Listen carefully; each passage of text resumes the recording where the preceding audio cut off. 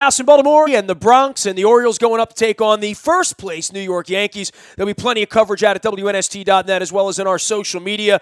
And, of course, the Stanley Cup Finals roll on, as do the NBA Finals. But this one all but decided now with Golden State winning late in Cleveland in Game 3 on Wednesday night. Here to talk all things NBA and maybe even a little Wizards insight. He is the Wizards insider as well as an NBA kind of guy at CSN Mid-Atlantic. You see him before, during, and after Wizards games on Comcast Sports Mid-Atlantic. We welcome Jay Michael, one of our defending champions, back on. You can follow his journey on Twitter at JMichaelCSN. Dude, I haven't heard from you in a week or two, man. You enjoying this little bit of downtime? Yeah, I know you probably would rather be watching the Wizards do this with the Warriors, though, right?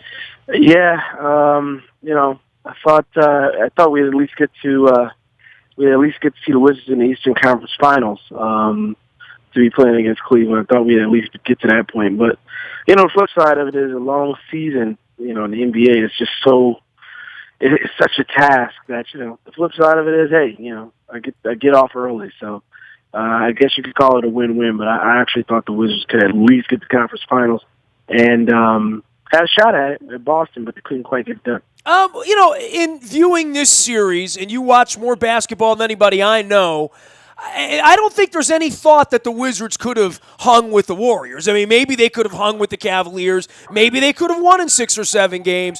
But this version of the Warriors and Durant being added to this, we all saw this coming, right, Jay? Yeah, I picked them in 5. The Warriors, that is, going into the series. The Wizards were going to beat the Warriors in some scenario where they made it to NBA Finals.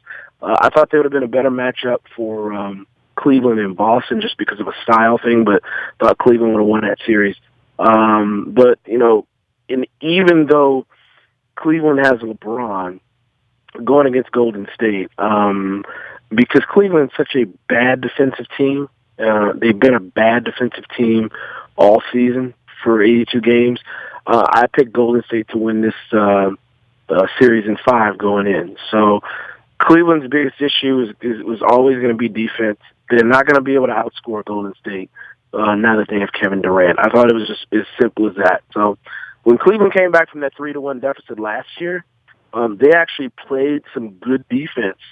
And that's how they were able to get themselves back in it. They were able to get stops. And if you look at the way the series has gone, including, Wednesday's game, which was their best chance to win, when it was on the line, the game was on the line, they couldn't get a stop to save their lives.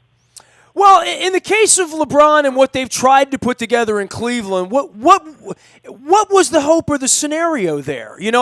That this Golden State wouldn't be able to shoot from 35 feet. We know that, putting bodies on the outside and running around with them, that's how they win 73 games. They shoot better than the Harlem Globetrotters. That is the story. They're the greatest shooting team that there's ever been, and they have more of that they can throw at you every night. You almost just have to play a little defense and pray, right? Yeah, they Golden State. If on the flip side, they got better shooters.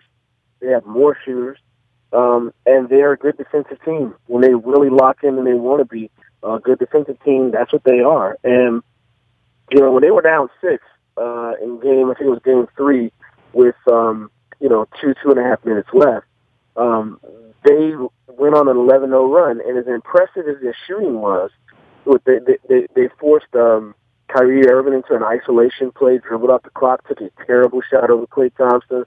LeBron James took a tough fadeaway jump shot. They cut off the rim, and it's kind of funny. Like when it matters, they're able to make whoever shoot who they want to shoot, and whoever person, if it's Kyrie or LeBron, they can make them take the lowest percentage shot possible. It doesn't mean you're going to stop a Kyrie or LeBron every time. But if you can get them to take the lowest percentage shot, almost every time down the stretch, you got to like their chances to be able to win the game. And so it's not just the defense; it's the IQ thing that I think they're so much better at than Cleveland. And if you conversely look at how Kevin Durant in that game 3 on Wednesday, and I keep referencing that game because that's the only game that's been close, out of the first 3. Kevin Durant, the go-ahead three-pointer that he hit, they let him get the ball all the way up the court, step into a wide-open three-point shot. LeBron tries to close him out late, but, KD is 6'11" with a huge wingspan. LeBron can't come anywhere close to contesting that shot. You can't let a good shooter just walk into the three-point line and take a high percentage look for himself. And that's the difference, I think, between Golden State, aside from the firepower, is that Golden State doesn't allow that shot to take place. Cleveland is always a step behind defensively, and which is why I never really thought this series would be competitive despite what happened the year before. Yeah, I'm not anti-Durant, and I was the guy sitting here for 3 years talking to you and everybody else about him coming back with Wall and Beal, and maybe the story would have been Wizards versus Warriors with Durant had he decided to come home last year. And I know we've talked about it. I don't think you ever really thought it was close. He's there at this point, but I loved his quote after the game on Wednesday night. I've been working on that shot my whole life. I don't think I've ever heard an athlete say that in that way, and in such a, it didn't seem sort of condescending. It certainly didn't seem like it had any sort of braggadocio. It was just sort of like, if I make that shot, we win. And when I was 12 years old, I dreamed of making that shot, and I did. And, I thought that was a great quote. Yeah, it was a great quote, but I interpreted, I don't think he was talking trash about that at all either. But that even reinforced what I just said for me even more, sure. Which is how on earth do you let him step into that shot? Especially because he has gotten a hot hand late in the fourth quarter.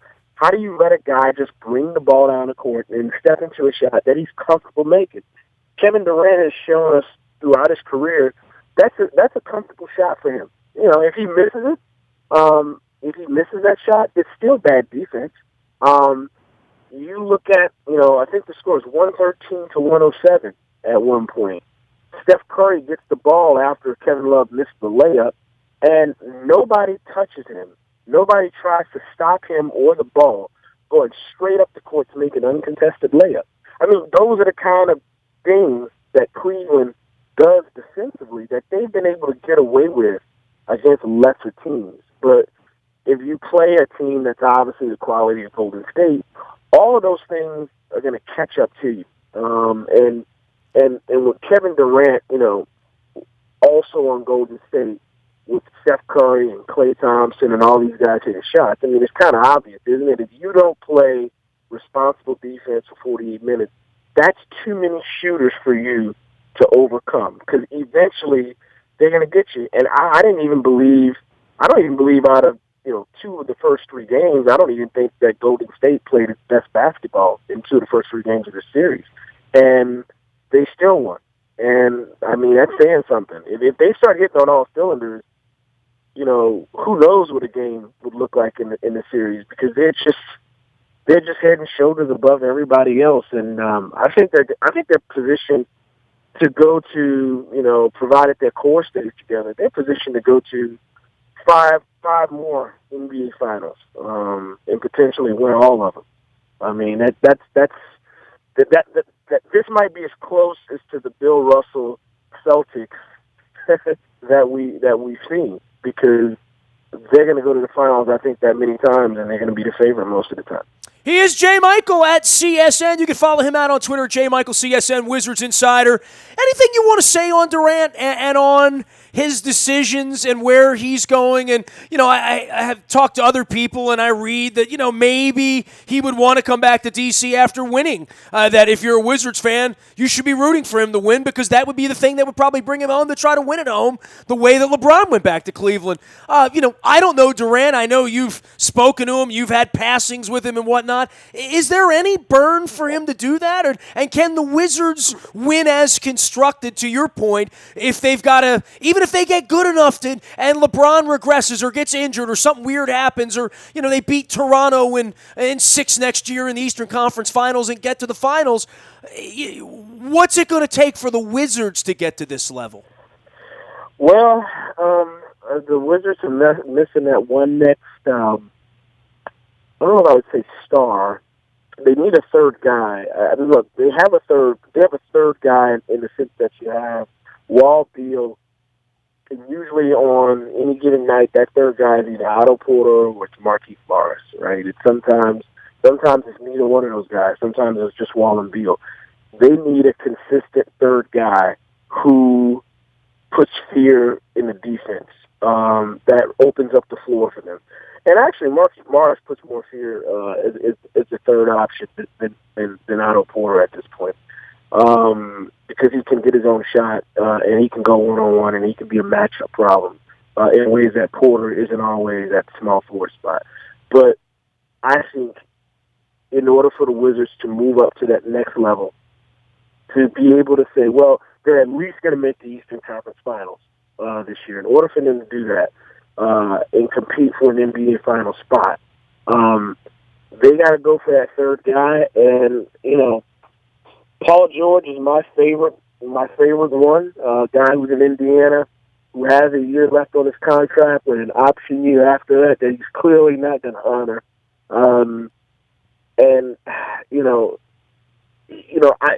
He wants to go to the West Coast and play for the Lakers. But my goodness, my pitch to Paul George would be, if you go to the West Coast and play for the Lakers, you're on a bad team, a team that's probably about 4 years away from even being a solid playoff. Or do you want to come to a team like the Wizards that if you join it, you're going to make it to the Eastern Conference Finals and have a shot at dethroning LeBron to get to the NBA Finals? Your path to the promised land that you've never been to before as a professional is easier and it's better here. That would be my pitch, and I think that's the kind of guy that the Wizards need. And if they can make an aggressive move like that and execute it, that's what they need to do. The question is, are they going to stand pat and try to ride this wave out and hope that LeBron just falls off the cliff, which could happen. I just think you have to roll the dice. But if I'm going to roll the dice and make an aggressive move, maybe trade an Otto Porter, give up a couple of first-round draft picks in the future, maybe throw in some other role players. As long as you keep, in my opinion, Wall, Beal, and Markieff Morris together, and you throw in a Paul George in the mix, I think that puts you in the, it's going to be the Wizards and the Cavs between those two. Because not only do you have to worry about Cleveland, by the way, you're going to have to worry about Boston, who got the number one pick and had the number one seed in the Eastern Conference. So you got to hold those guys off, too. If you stand pat, you're going to fall behind. I think that's the biggest concern for the Wizards, but they don't have a whole lot of salary cap space to do anything in free agency, at least this summer. So if they're going to make any sort of significant move to get into that conversation, it's going to have to be via trade. Jay, for Cleveland, we're agreeing that they can't win now, right? I mean, they're done, right? Yeah, I think that's pretty. I think you can bank on it. It's only a question of if it's going to be a sweep or not. Like I said, I picked Golden State in 5. I didn't think we'd be sitting here talking potentially a sweep, but yeah, I don't. There's no way Cleveland wins this series. They're not beating Golden State at full staff 4 games in a row. They have to get Draymond Green, Steph Curry, and Kevin Durant suspended this year to have a chance to be able to do that. That's not going to happen. Okay, so where do they go? I mean, after being a 2 seed, after taking nights off, after resting, after LeBron gets the NBA Finals spread out so he can rest a little bit to get their ass kicked every third day instead of every second day right now, what's going to happen to Cleveland in the offseason where, LeBron picked the coach, they don't play defense, they take half the nights off, they can win Game 7 in Boston if they need to, so they don't worry about it. But what happens next year? They just go in being number 2 all over again, right? Yeah, I think so. Unless somebody, it has to be the Wizards or Boston. Somebody has to make an aggressive move to supplant Cleveland, and they're vulnerable right now, which is why, to me, you have to don't wait for LeBron. Don't wait for him to fall off the ledge. You can kick him off the ledge right now because Cleveland, as they're currently constructed, they don't have any wiggle room. They have no salary cap room. They're luxury tax team. They have a bunch of guys who can score. None of them can defend. They're way old. I think that's the biggest mistake that they made. That you're a salary cap team, a luxury tax team, and the signings you have, the trades you made, Kyle Korver, Channing Frye, guys like that, that you've added these guys who are supposed to be shooters. These guys that you brought in, they're all older, and they're on the downside of their careers. Darren Williams is one of your backup point guard. All of them are considered, at their best, they're all, really good shooters, elite shooters. But they're one-dimensional players who are far past their prime. And you have given a guy like Tristan Thompson $82 million. Tristan Thompson was out-rebounded by 10 by Steph Curry in Game 3, which is, atrocious. Tristan Thompson, who's, 6'11", is pretty much non-existent in the series. So you've given Tristan Thompson a lot of money. You're obviously going to pay LeBron and Kyrie a lot of money and Kevin Love a lot of money. And as a result, you have no other wiggle room to bring in any significant pieces. They needed to bring in players who could shoot and defend. What they ended up doing is just bringing in some players who could shoot with defense as an afterthought. And now LeBron James has to do it on both ends, even though he's 32 years old and not the same defensive player that he used to be.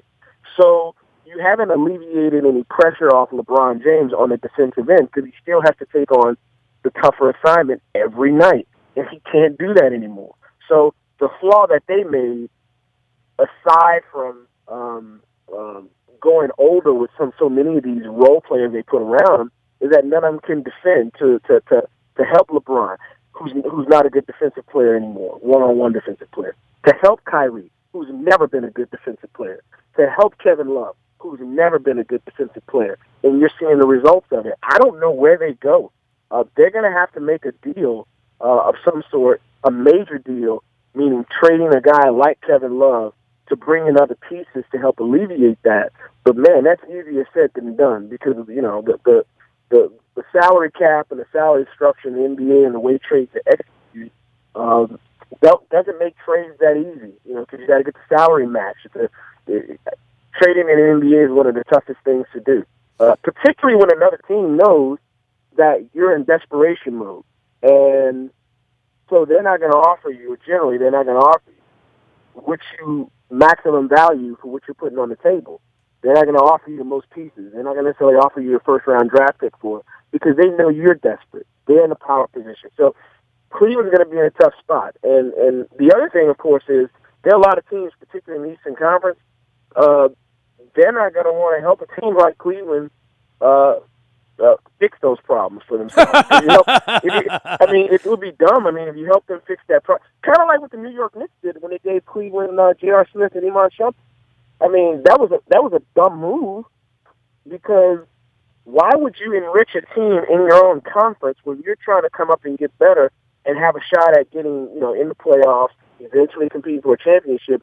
Why would you enrich LeBron James? Only a Phil Jackson run team would do something that dumb. Well, but a lot of teams, particularly in the East, are going to want to are going to look at it that way. Now, maybe teams in the West, they're going to want somebody that's maybe they don't care as much, but it's going to be tough for Cleveland. They don't have a whole lot of options, so I'm curious to see what they do because if they stand pat and come back with this same type of team, the result's going to be the same, even if they get back to the NBA Finals next year. He is Jay Michael. You can follow him out on Twitter at JMichaelCSN, Wizards and NBA Insider. Of course, the Comcast Sports Mid-Atlantic. We miss him because the Wizards haven't been playing the last couple weeks. I still miss hockey. I'm trying to keep the Stanley Cup out of Pittsburgh this week, Jay. And I guess, I have a soft spot for the Golden State Warriors. I like Steve Kerr. You know about my wife's illness and her donor and us running around the country in November. No team was cooler to us than the Golden State Warriors. They gave us a table. They honored the guy who saved my wife's life. It was, just unbelievable. So it's made me want to get an old Rick Barry throwback, T-shirt from 1974 and put it on. But they've made this thing look so easy. And if they pull this off at 16-0 and it doesn't go to Game 5, and they don't have to bring it back to Oracle next week, I think of all the things. Dude, I'm an old fart. I'm older than you. I mean, I go back to the Dolphins in 72, 73. I mean, the Yankees won 115 games one year and swept the World Series. Impressive things. But in the modern NBA, where everybody's getting the same amount of money and all these incredible players coming from all over the world, this will never be done again if they pull this off and sweep, right? Yeah, it's going to be heck. I think the Lakers did it at 15-1. That's the closest anyone has come. It's hard to replicate. The one thing about perfection, the one thing you know is that it can never be broken. So it's a record that'll stand the test of time because the best thing anyone can ever do is match it. Yeah, you can only catch Secretary. You can't pass him. Exactly. No, it's be very impressive if they're able to pull that off. I mean, obviously they'll enter the conversation if they do that. Where do they rank among the best teams or best championship teams ever? They would legitimately enter that argument. I'm not going to automatically say they're the greatest team ever because you hear people saying that a lot right now because, I don't like comparing eras. I don't know about you, but when you're playing whatever sport, football or basketball, I mean, who's to say that Lynn Swann wouldn't lead the NFL in receiving yards for all time if he weren't playing in this era versus an era where you could decapitate a receiver and take his head off. So who's to say, if you put Jordan in the Bulls or the Lakers with Magic and Kareem in this era of NBA rules versus the one they played in, which is much more physical, who's to say they wouldn't be greater? Hey, man, I heard Dr. J popping off over the weekend, too. And look, if the doctor said it, I want to believe it, but I don't believe it. I mean, this Warriors thing is just the way they shoot. Like I said, they're the Harlem Globetrotters for me. I mean, they're okay. That's not debatable to me about their shooting ability. They're clearly the best shooting team I've ever seen of all time. You can definitely say that. And I think playing under these rules, they are legitimately can be considered that. But playing in the previous era under those rules, who knows? But Golden State, and that's why I like two teams in their own era. Golden State in this era is head and shoulders above everyone else. And, and that's if they end up, like I said, going to the next 5 or 6 NBA finals. Let's say they win all of them. So let's say they win, so that would give them, 7 of the last 8 or 8 of the last 9 championships. Would that put them among the best teams ever? Of course. The only other team that would have been able to do something like that would be, like I said, the Boston Celtics. So you never know where a team is going to eventually end up. I think we got to see all this kind of play out. Kevin Durant said he's going to take less money to stay so they can make it under the salary cap and those sorts of things. It's going to be a tough team for anybody to beat. But all time, I've heard people say, well, I was talking to some folks last night on Twitter, the other night on Twitter, and, they routinely say to me, well, this is a terrible finals.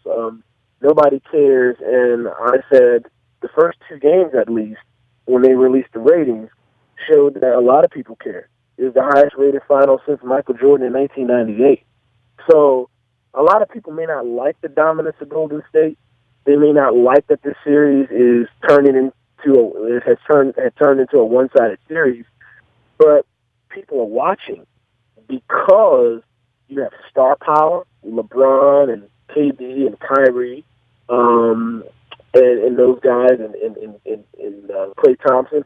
But you also have high scoring, which the casual fan, not the hardcore basketball fan, the casual fan likes that. You have a lot of three-point shooting. Casual fan loves that. And you have villains on both sides. A lot of people hate LeBron still for the decision.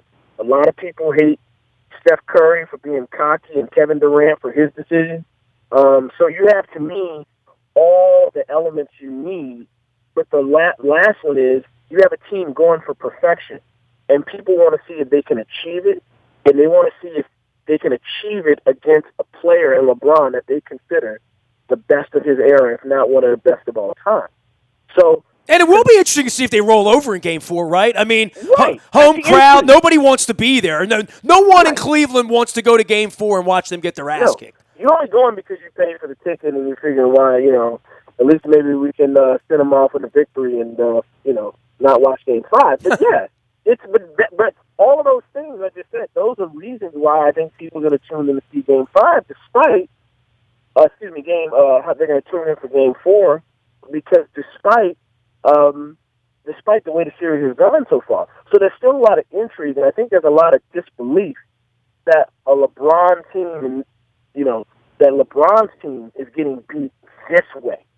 And I think that holds some intrigue for a lot of people. It definitely holds it for me, because I want to see if Golden State can do something that I've never seen happen before. And we love, in this country, we love big events. We love to see special things.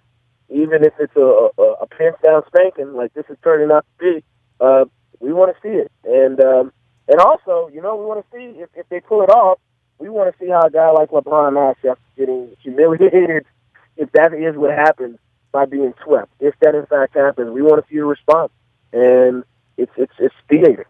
Hey, man, great having you on, as always. We'll be monitoring your work here in the offseason as the Wizards and trying to pull it together. It was a hell of a year, though, right? I mean, it really was. It was exciting, big nights, big wins. You were out and being a part of it. Memorable for you as well, right? Yeah, I mean, 49, I never thought they'd have won 49 wins the way they started 2-8. And quite frankly, I mean, if they were... The coach is always going to say positive things, and players are going to say, yeah, we knew we could have done it. I don't actually believe that they thought the way the season began that was going to happen. Because, it was a surprising season.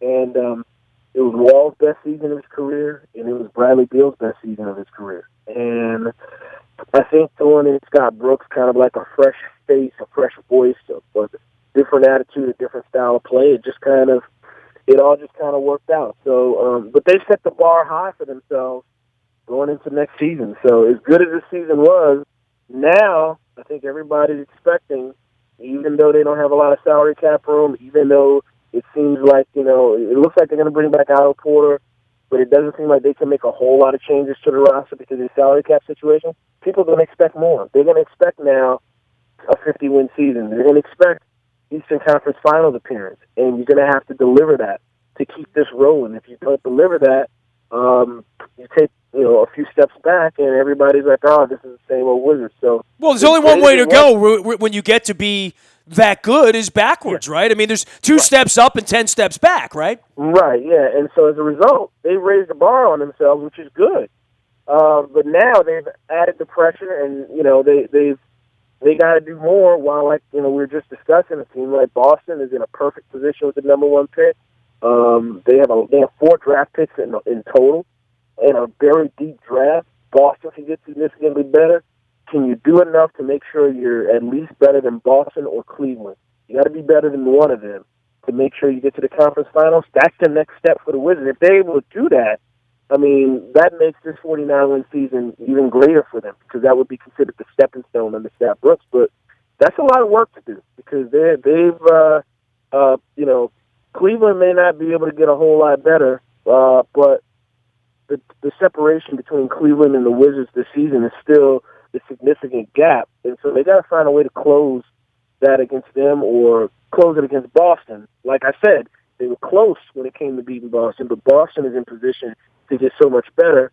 Who knows how that gap grows in the offseason? So that's the kind of thing the Wizards got to figure out how to get around.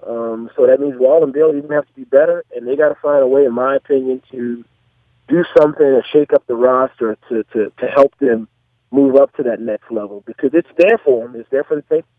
He is Jay Michael, CSN, out on Twitter as well as at Comcast Sports Mid-Atlantic. Enjoy your summer, man. You guys don't get enough downtime. I know how much you're traveling. I know how much the Caps guys travel in and out and going on the road and doing that stuff. So enjoy summertime. Get some crabs, drink some beer, have some fun, wear some sandals, get some sunshine, and we'll check back in again later on in the summer, Jay. Crab and beer. Yes, it is. Sounds good, Nestor. Good having you on. Jay Michael, CSN, the Wizards and NBA insider, joining us here with some succinct thoughts on Game 4 and where the Warriors and the Cavaliers are. I am Nestor. You can find me out on the Buy a Toyota Audio Vault 24 hours a day from anywhere in the world on your mobile device by downloading the TuneIn Radio app. We do come in crystal clear from anywhere you are. Even Wizards fans in Northern Virginia can listen online now. It's a wonderful thing. Our morning newspaper ships to your email inbox each and every morning at 7 a.m. digitally. It's all brought to you by Planet Fitness and PlanetFitness.com, where it's still $10 a month to get yourself into bikini shape and get in better shape. There's one right around the corner from you. If there's any breaking news this weekend from the Bronx, you'll get it first on the WNST text service. That's all brought to you by Coons Ford of Security Boulevard. And Dennis Colatzos is here this Thursday, next Thursday. It is the Sunday Sports Voice, heard each and every Thursday from 3 until 5 right here on AM 1570 and WNST. I am a very available individual, just like Mr. Angelos, who I've inked the Peter Principles for this summer. We're going to be releasing the book that I wrote about 3.5 years ago fully online. There's 5 chapters out already, but I'll have about another 25 coming your way this summer, so you'll want to check that out. I'll be releasing them also on Facebook, Twitter, LinkedIn, Snapchat, Instagram, and streaming live on our Facebook as well as our YouTube WNSTV channel. We are WNST.net, AM 1570, and WNST Towson, Baltimore, and we never stop talking Baltimore sports.